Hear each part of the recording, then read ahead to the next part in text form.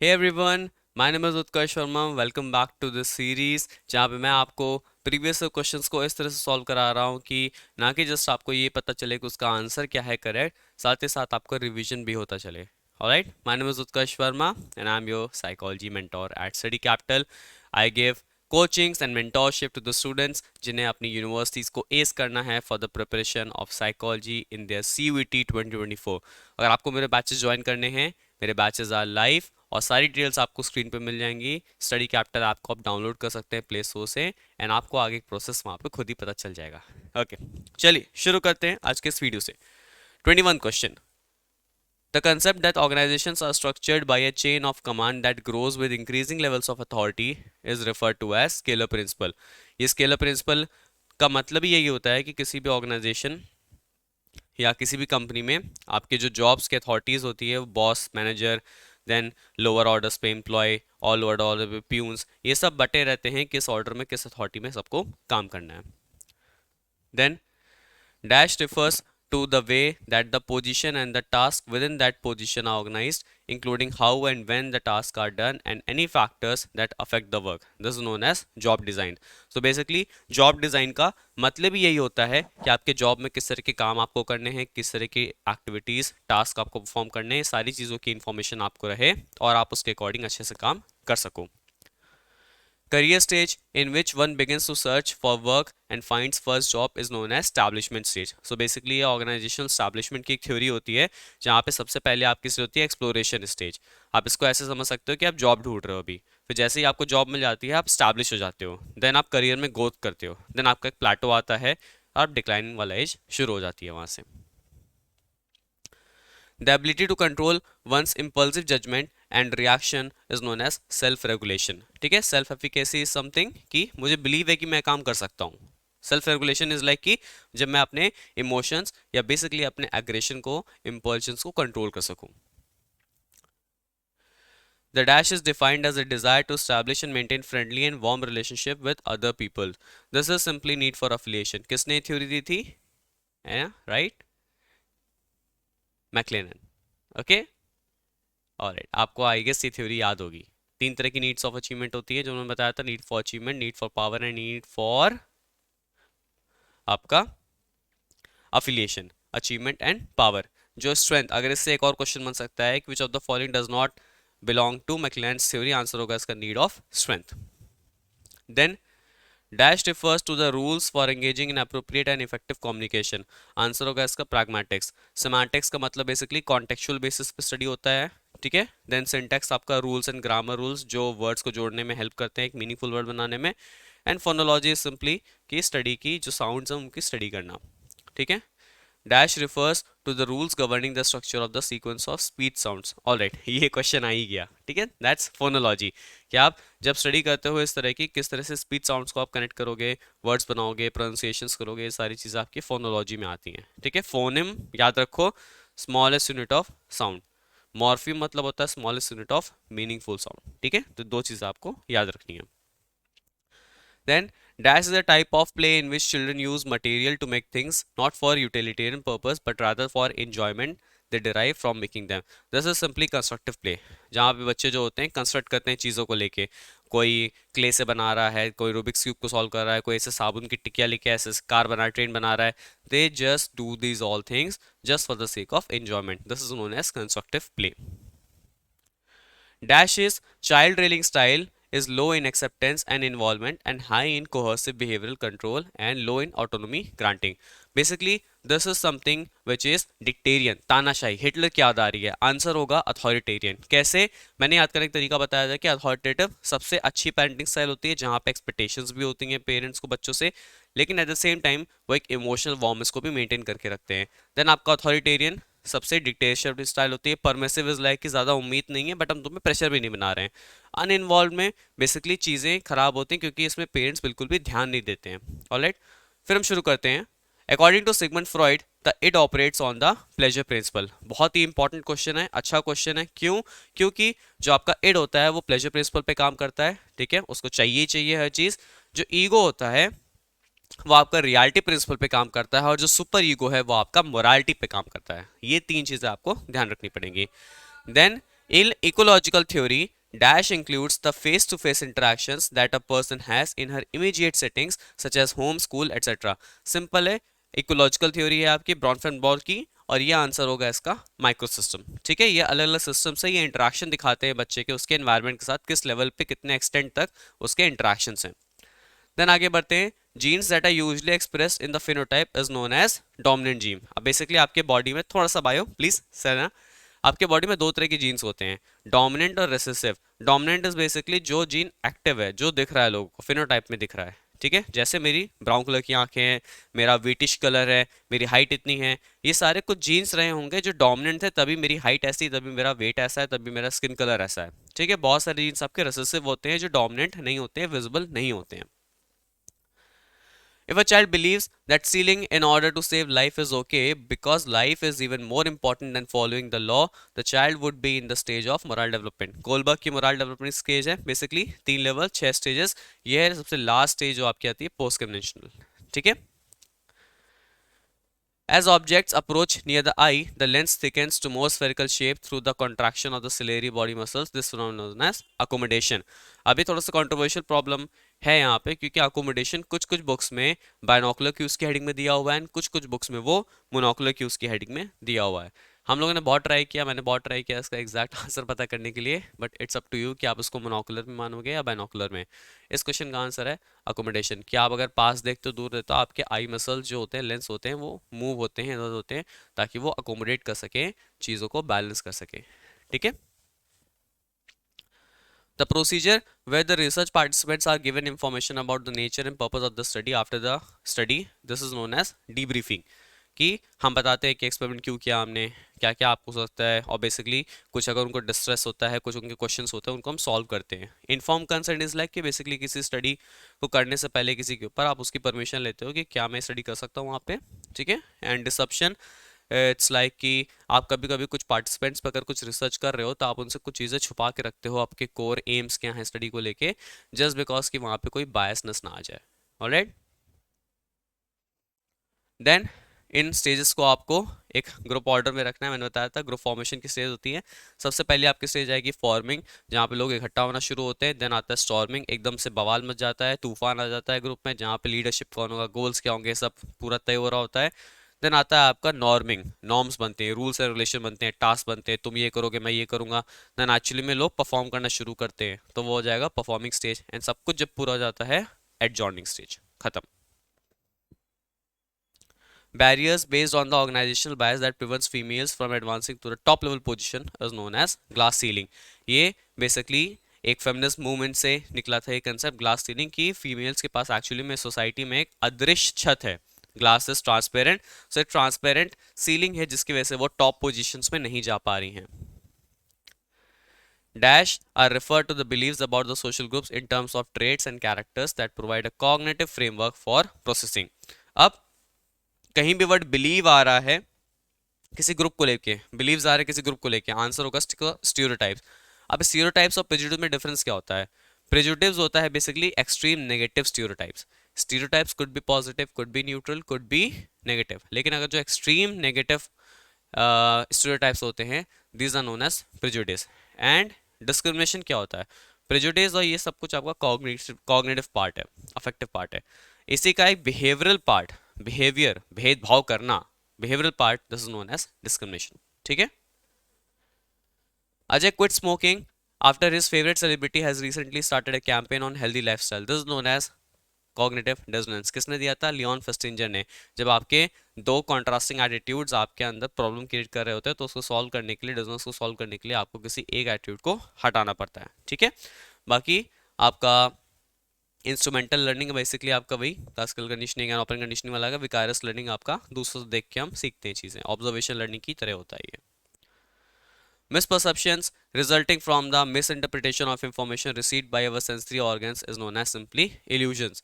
कि जब आपको कुछ ऐसे सेंसरी इंफॉर्मेशन मिल रहे हैं जिनको आप सही से परसीव नहीं कर पा रहे हो। False perception is known as illusions. Distortions basically चीज़ों को देखने का नजरिया आपको थोड़ा बहुत डिस्टॉर्टेड रहता है, ये होता है। हैलुसिनेशंस, कोई भी स्टिमुलस ना हो फिर भी आपको अगर उसका परसेप्शन हो रहा है, दिस इज हैलुसिनेशन। स्टिमुलस है लेकिन परसीव सही से नहीं कर पा रहे हो, इल्यूजन होगा। स्टिमुलस नहीं है फिर भी परसीव कर रहे हो, hallucinations, ठीक है। And delusions is like simply strong beliefs about something. Any relatively permanent change in behavior by experience is called as learning. ये learning की basic definition होती है, आई होप इसमें कोई दिक्कत नहीं होगी, ये एक standard definition है learning की। The smallest meaningful units in the structure of language are called as, मैंने बोला था इस तरह क्वेश्चन आते हैं, morphings. meaningful units है तो morphing होगा, खाली units है तो phoneme होगा। Dash is a condition that involves the persistent failure to speak in specific situations like school or in school group that interferes with educational or social adjustment. For me personally, I believe इसका answer SAD होना चाहिए, separation anxiety disorder, but इसका answer childhood depression दिया हुआ है, could be both, but मेरे हिसाब से ज़्यादा इसका आंसर SAD होना चाहिए, ठीक है। Dash is a disorder of children who have not learned appropriate toileting for bowel movements after the age 4. आंसर होगा इसका बेसिकली एनकोप्रेसिस, ठीक है। Enuresis, Tourette syndrome, tic syndrome, ये बेसिकली आपके डेवलपमेंटल डिसऑर्डर होते हैं, आप इनको डेवलपमेंटल साइकोलॉजी में पढ़ोगे, and the answer for this is encopresis. Most of the physiological changes that occur during the intense emotion result from the activation of sympathetic division, यानी किसका होता है basically autonomic nervous system. Autonomic nervous system आपकी body को alert situations के लिए, emergency situations के लिए प्रिपेयर करता है। सिंपैथेटिक प्रिपेयर करता है, और प्रिपेयर करने के बाद जब सिचुएशंस को नॉर्मल करना होता है तो वहां पे आपका काम आता है basically parasympathetic nervous system. Osmo receptors hypothalamus located होते हैं कहाँ पे, just above the pituitary gland. Pituitary gland कहाँ पे होता है, हाइपोथैलेमस के जस्ट बगल में। मास्टर ग्लैंड होता है। अड्रेनल कहाँ पे होता है, किडनी के ऊपर होता है। थाइमस, थायराइड, ये सब आपके यहाँ पे गले में होते हैं, ठीक है। Most people tend to see the world through the rose colour glasses, मतलब सब कुछ अच्छा है, सब कुछ बढ़िया है, राम राज चल रहा है, दिन में कोई दिक्कत नहीं है, this is basically a optimistic bias, ठीक है। Happiness includes all of the following except having high paying job, ठीक है, क्योंकि बाकी सारी चीज़ें आपको कहीं ना कहीं हैप्पीनेस डिफाइन करती हैं, बट एक अच्छी जॉब ज़रूरी नहीं कि आपको हैप्पीनेस दे, ठीक है। लोगों को खाली लगता है कि बस बहुत पैसा होगा तो बहुत अच्छा हम फील करेंगे, this is not the reality, ठीक है। सोलोमन ऐश ने किस चीज़ पे पॉपुलर रिसर्च की थी, कन्फॉर्मिटी। ऐश का लाइन जजमेंट एक्सपेरिमेंट की, ये लाइन बड़ी, ये लाइन बड़ी है, बेसिकली दो लाइन बराबर थी। और उन्होंने एक और एक्सपेरिमेंट किया था कोऑपरेशन के ऊपर, जिसको बोलते हैं ऐश का आपका केव एक्सपेरिमेंट, ठीक है। स्कूल कैंपस पे उन्होंने वो एक्सपेरिमेंट किया था, तो ये भी आप याद रखो।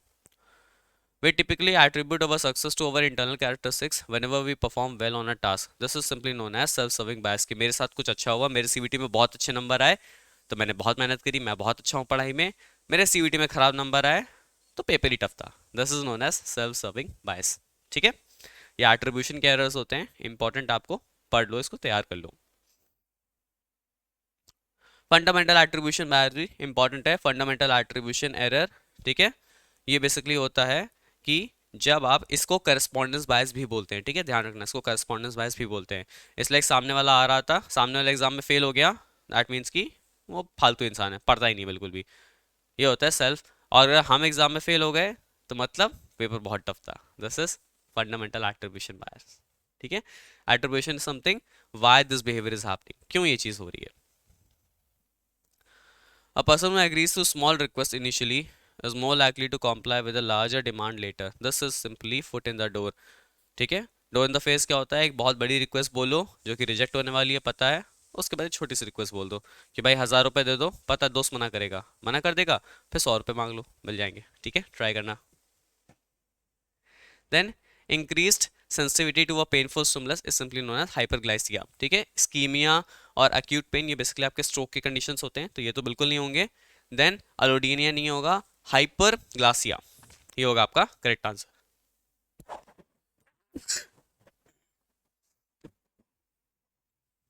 ऑलराइट, आगे बढ़ते हैं। A negative effect of inactive substance as a result of the patient's belief that these substances have the power to cause harm. This is known as nocebo effect. अब प्लेसिबो सबको पता होगा कि जब कोई ऐसी चीज़ हम पे काम करने लगे जो एक्चुअली में कुछ नहीं, सिंपल से टॉफ़ी की तरह है, बट हमें लगने दवाई है, हम उस पर हमारी बीमारी ठीक भी हो जाए, दिस इज प्लेसिबो इफेक्ट। इसे को उल्टा कर दो, कोई चीज़ ऐसी जो हार्मफुल नहीं है बट आपका बिलीव है कि वो हार्म करेगी और इवेंचुअली जब करने लगती है, this is known as nocebo effect. Then dash serves The arouse that serves to arouse the forebrain and set into motion for the various behavioral signs. This is known as simply ARAS, ascending reticular activating system. ये basically alertness, motivation और arouseness के लिए आपका काम आता है. Ascending का मतलब है कि अराउज कर रहा है, बढ़ा रहा है लेवल्स को, और डिसेंडिंग का मतलब है कि normals back to normal levels पे ला रहा है वो. फर्स्ट स्लीप स्टेट जहाँ पे नॉर्मली डेवलप हो जाती है with in 30 minutes of sleep, ये बेसिकली आती है स्लो वेव आपकी, यानी जिसको बोलते हैं हम लोग डीप स्लीप. ठीक है. Dash produces distressing physiological effects such as nausea, vomiting, body weakness, drowsiness, etc. Simply vestibular stimulation. जब मैं अपने स्टूडेंट्स को बायोलॉजिकल बेसिस पढ़ा रहा था, ईयर पढ़ा रहा था, तो मैंने बताया था कि सेमी सर्कुलर कैनाल्स होती हैं, वेस्टिबुलर टिब्यूल होता है. ये सब बेसिकली आपके बैलेंस और मूवमेंट के लिए रिस्पॉन्सिबल होते हैं. यहाँ पे एक बेसिकली फ्लूइड फील्ड होता है, अगर वो फ्लूइड में इक्विलिब्रियम मेंटेन नहीं रहा तो आपको डिजनेस फील होगी. जैसे आप गोल गोल ऐसे करके घूमने लगो, फिर रुकोगे तो आपको चक्कर आएगा, घूमनी चढ़ेगी. दिस इज बिकॉज कि वो फ्लूइड का ऐसे ऐसे इम्बैलेंस क्रिएट हो रहा है. तो ये आपका वेस्टिबुलर स्टिमुलेशन होता है. Then dash is concern with the skills and underlying abilities which we have acquired during the life. Simple से procedure memory, skills and abilities की बात हो रही है, मेमोरी की बात हो रही है, बिहेवियर है, प्रोसीजर मेमोरी. ठीक है. डिक्लेरेटिव मेमोरी दो तरह की होती है आपकी, एपिसोडिक मेमोरी और semantic memory. Then proposition memory as such propositions को लेके होती है, उतनी कुछ इंपॉर्टेंट नहीं है, नॉनसेंस सिनोनिम. सेमांटिक मेमोरी क्या होती है, आपके फैक्ट्स, नॉलेज, ये सब चीज़ों पे. एपिसोडिक मेमोरी जो चीज़ें आपके साथ हो चुके हैं, एक्सपीरियंसेस के बेसिस पे जो मेमोरी बनती है. Dash is a process by which we adapt our memories to fit with our existing expectation. Simple से होता है ये कॉन्फैबुलेशन. ठीक है. थोड़ा थोड़ा इसका कंसेप्ट आपका दिया था जीन पियाजे में, कमेंट करके बताओ वो कौन सा कंसेप्ट था. ठीक है. इट स्टार्ट्स विद ए. ठीक है, इतनी हिंट ले लो. Dash proposed that animals have the capacity to develop a mental representation or cognitive map which is known as, किसने दिया था ये, टॉलमैन ने. टॉलमैन ने कौन सा एक्सपेरिमेंट किया था, बेसिकली मेज लर्निंग का एक्सपेरिमेंट किया था. चूहों के साथ उन्होंने किया था कि उनको रैट्स को मेज लर्न करा दी थी, पजल के रास्ते याद करा दी थी कि कैसे कौन सा रास्ता होगा. ठीक है. I am graduated from Allahabad university, so वहाँ पे ये एक्सपेरिमेंट हम लोग के सेकेंड ईयर में था. ठीक है, हम लोग को करना था यूजी में. The old disorders in DSM-4 such as hypochondriasis, somatization, pain disorder are now all have been diagnosed as आपका somatic symptoms disorder या फिर somatization disorder. इनका कमाई नाम होता है. इसमें क्या होता है, बेसिकली आपके बॉडी में फिजिकल पेन, फिजिकल सिम्टम्स दिखेंगे, but at the same time इसका कोई भी जनरल मेडिकल कॉज नहीं मिलेगा डॉक्टर्स को. दिस इज नोन एज आपका सोमैटिक सिम्टम डिसऑर्डर या somatization disorder. Down syndrome is characterize by, बहुत इंपॉर्टेंट क्वेश्चन है, 21st पार्ट के आपका जो क्रोमोन होता है 21st पेयर, उस पर एक एक्स्ट्रा एक्स क्रोमोसोम अटैच हो जाता है, इसी को बोलते हैं ट्राइसोमी कंडीशन. ठीक है, 3 trisomy. Dash is a description of basic biological response to sustain and underlying physical stress. Answer होगा GAS, जनरल अडेप्टेशन मॉडल. कौन कौन सी स्टेज होती है इसमें, जल्दी बताओ. Alarm stage, resistance stage, exhaustion stage. ये मॉडल किसने दिया था, जल्दी से कमेंट करके बता दो. ठीक है. Impaired ability to carry out motor tasks despite having the motor ability to do so, this is known as apraxia. ये एक डेवलपमेंटल डिसऑर्डर्स होते हैं बेसिकली. अफेजिया आपका बोलने से रिलेटेड होता है, वर्निक्स एरिया का होता है basically relation. Dementia is memory loss. ठीक है. एग्नोशिया इज लाइक फेशियल फीचर्स आप पहचान नहीं पा रहे हो. The essential feature of Dash is a recurrent pattern of negativistic, defiant, disobedient and hostile behavior towards authority figures in children that persists for at least 6 months. अब ये सारे symptoms अगर हैं, अगर बड़े के साथ होते तो एंटी सोशल पर्सनालिटी डिसऑर्डर होता. बच्चा है यहाँ पे तो we consider as oppositional defiant disorder. ठीक है. Moderately retarded individuals are likely to fall in the educational category. I suggest कि ऐसे क्वेश्चंस को छोड़ दिया करो, मेरे हिसाब से नॉनसेंस क्वेश्चन है, क्योंकि ये क्वेश्चंस आप याद करोगे तो बहुत मुश्किल है इनको याद करना. ठीक है. तो ऐसे क्वेश्चंस को छोड़ दो, कभी एग्जाम में आ जाए प्लीज परेशान मत होना. Don't take it as a guilt factor. Dash affects only females which includes weaving of neck, short fingers, dash etc. slow growth. क्या होता है ये, टर्नर सिंड्रोम. टर्नर सिंड्रोम की मैंने स्पेशलिटी बताई थी कि X0 एक Y वाला मिसिंग होता है. ठीक है. जो दो एक्स कॉलम होते हैं, सॉरी, आपको जो फीमेल्स होते हैं वो XX होता है और जो आपका मेल्स होता है XY होता है. फीमेल्स में एक X क्रोमोसोम मिसिंग होता है, X0 होता है, that is Turner syndrome. Dash involves the conversion of sexual impulses into socially acceptable forms of behaviour, answer होगा इसका सब्लिमेशन। ठीक है, सारे ही आपके डिफेंस मैकेनिज्म्स हैं जो एना फ्रॉइड ने दिए थे, जिसमें से आपका रिप्रेशन इज लाइक कि अनकॉन्शियसली आप रिप्रेस कर लेते हो मेमोरीज को, रेग्रेशन इज लाइक किसी प्रिमिटिव फॉर्म ऑफ बिहेवियर पे आप चले जाते हो, शिफ्ट हो जाते हो। आइडेंटिफिकेशन भी एक तरह का डिफेंस मैकेनिज्म होता है जहाँ पे आप चीज़ों को आइडेंटिफाई कर लेते हो, एक्सेप्ट कर लेते हो कि this is something which is like this only. तो ये भी एक तरह का डिफेंस मैकेनिज्म आता है, बट आप इसको पीजी में पढ़ोगे। Then children with organic defects and those born into minority groups are likely to develop inferiority complex। ये तो सिंपल सा कंसेप्ट है। Then Young disagreed with Freud on the nature of unconsciousness, arguing that it exists on two levels। कौन कौन से collective होते हैं और इंडिविजुअल लेवल पे होते हैं, यानी कि पर्सनल अनकॉन्शियस और कलेक्टिव अनकॉन्शियस। ठीक है, एनिमा एनिमस, इंट्रोवर्जन एक्सट्रोवर्जन, ये इंट्रोवर्जन एक्सट्रोवर्जन कार्ल यूंग की ही पर्सनालिटी थ्योरी है, जिसपे आपका एक पर्सनालिटी टेस्ट बेस्ड है, MBTI, mark based type indicator test. ठीक है, तो ये एग्जाम में क्वेश्चन आता है, याद रखो कि MBTI टेस्ट किस पे बेस्ड है, कार्ल यूंग की थ्योरी पे बेस्ड है वो। Then Maslow considers physiological and safety needs truly as lower level needs। ठीक है, सेल्फ एक्चुअलाइज सबसे टॉप लेवल होती है, आगे चल के इसमें और चीजें ऐड हुई, कौन कौन सा, कॉग्निटिव नीड्स, एस्थेटिक नीड्स और सेल्फ ट्रांसीडेंटल सबसे टॉप पे। तो स्टार्टिंग में इसमें 5 ही थे। ऑलराइट, तो ये सारी चीजें आपको याद रखनी है। आज के लिए इतना ही रखते हैं। आई होप आपको ये वीडियो पसंद आ रही होगी। आपको अगर ऐसी और वीडियोस चाहिए, you can just share this video and comment on this video. I will bring more videos like you. See you soon in the class. Bye bye.